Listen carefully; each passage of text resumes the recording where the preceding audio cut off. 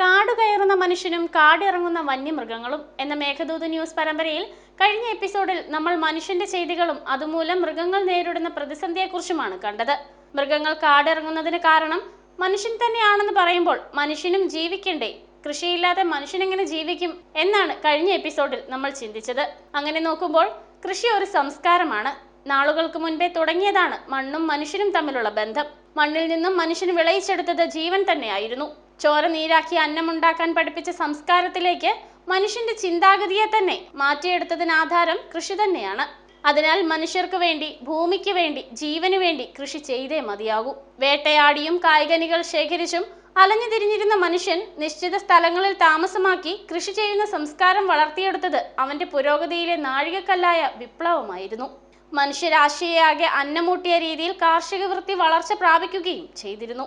അങ്ങനെ മനുഷ്യന് മണ്ണും കൃഷിയും ഇല്ലാതെ ജീവിക്കാനാവില്ല എന്ന അവസ്ഥയിലെത്തി. തുടർന്ന് മണ്ണിനോടും പ്രകൃതിയോടും മല്ലിട്ട് കൃഷി ചെയ്ത് മണ്ണിൽ പണിയെടുക്കുന്ന കർഷകന് വില്ലനായി എത്തുന്നത് വന്യമൃഗങ്ങളും കാലാവസ്ഥയുമാണ്.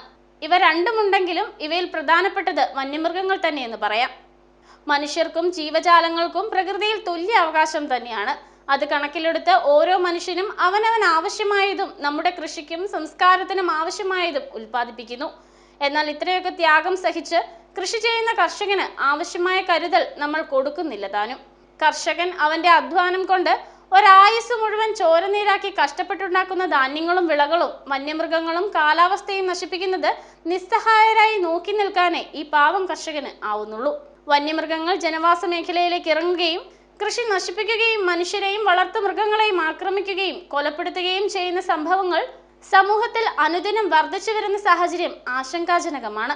അതേസമയം കർഷകർക്ക് മാത്രമല്ല, വനമേഖലയോട് ചേർന്ന് അധിവസിക്കുന്ന മറ്റു മനുഷ്യർക്കും ഈ വന്യജീവി ആക്രമണം ഒരു ഭീഷണി തന്നെയാണ്. അതിന് ഉദാഹരണമായി ഒരു അപകടം നടന്നതിന്റെ ഞെട്ടലിൽ നിന്നും കരകയറാൻ ഇപ്പോഴും കേരളക്കരയ്ക്കായിട്ടില്ല. വീടിനു മുന്നിലെ ഗേറ്റ് തകർത്ത് അജീഷ് എന്നയാളിനെ കാട്ടാന ചവിട്ടിക്കൊന്ന സംഭവം ഏറെ സങ്കടത്തിനും പ്രതിഷേധങ്ങൾക്കും വഴിയൊരുക്കി. ഈ ഒരു പരിതസ്ഥിതിയിൽ നിന്നും മനുഷ്യനെ രക്ഷിക്കാൻ അധികാരികൾക്ക് മാത്രമേ കഴിയൂ. അങ്ങനെയെങ്കിൽ കർഷകനെ രക്ഷിക്കാൻ ഭരണകൂടത്തിന് എന്തൊക്കെ ചെയ്യാൻ സാധിക്കും?